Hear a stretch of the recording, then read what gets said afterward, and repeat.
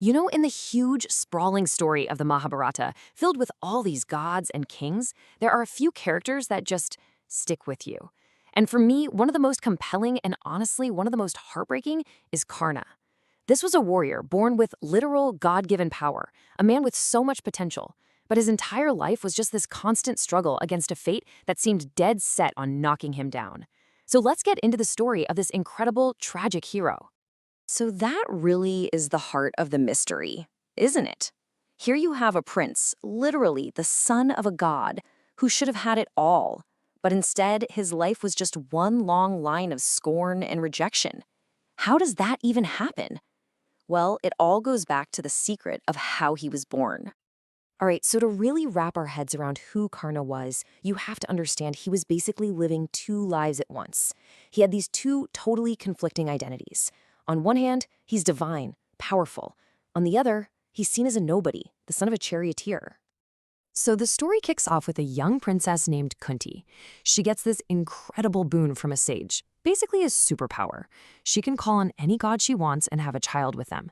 And, being young and curious, she decides to test it out. She calls on Surya, the sun god himself. And just like that, a baby is born. But not just any baby. This child comes into the world with a golden suit of armor and earrings literally fused to his skin. I mean, he was basically born invincible. But, and this is a huge but, Kunti wasn't married. And she was terrified of the scandal, the public shame, so she makes this absolutely heartbreaking decision. She puts her newborn son, this divine child, into a basket and just sets him afloat on the Ganga River. And that one act, born out of fear, pretty much sealed his tragic fate right from the start. Now, the baby is found by this kind charioteer, Adiratha, and his wife, Radha. They didn't have any children, so they raise him with all the love in the world. But this act of kindness, this loving home, came with a huge social price tag. Because from that moment on, Karna wasn't known as a prince or the son of a god. He was known as a Sarthiputra, the son of a charioteer. And that label, it was a brand, a slur that was used to put him down for his entire life. But it wasn't just the circumstances of his birth that shaped his life. Oh, no.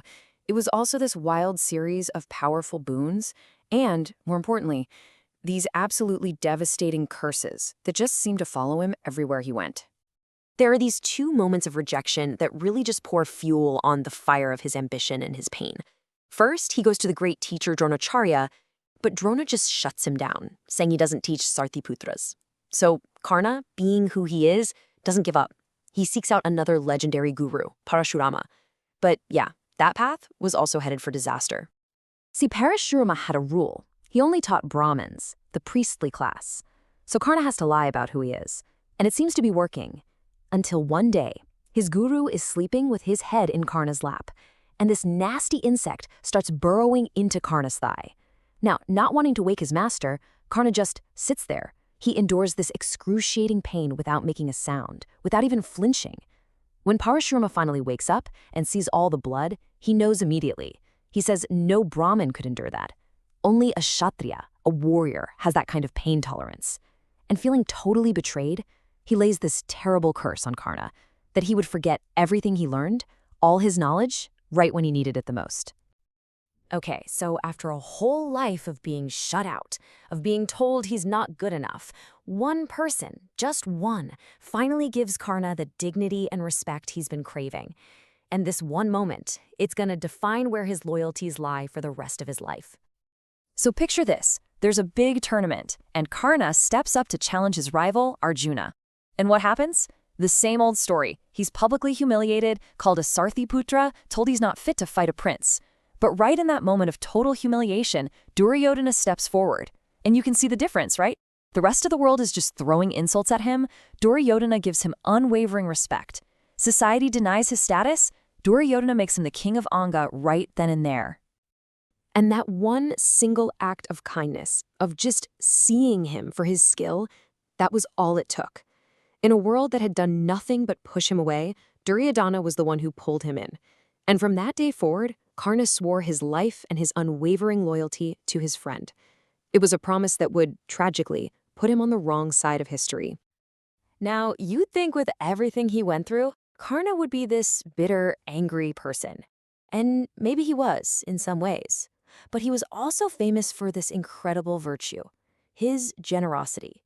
It was absolutely unparalleled, and it earned him the name Don Veer, which means the hero of charity.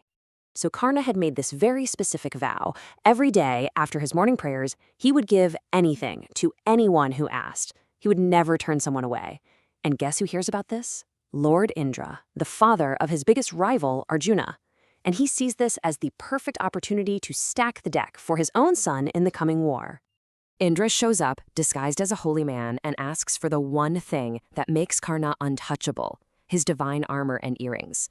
Now, Karna isn't stupid. He knows exactly who this is and what he's doing. He knows that giving this up is basically a death sentence. And yet, his principle was everything. True to his vow, he takes a knife and literally, painfully, carves the armor and earrings right off his own body. He just hands his invincibility over to his enemy's father. I mean, the dedication is just staggering. And so, we come to it, the Great War of Kurukshetra. This is where all the different threads of Karna's tragic life, all the curses, all the promises, all the rivalries, they all finally come together in this one epic final confrontation.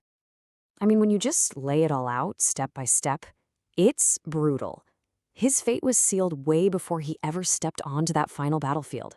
Abandoned at birth, rejected by his teachers, cursed by his guru. He even sacrificed his own invincibility. It's like every single major event in his life was another nail in the coffin, all leading to this one, unavoidable, tragic end. So, in the absolute climax of his final battle with Arjuna, everything goes wrong at once. It's like a perfect storm of bad luck.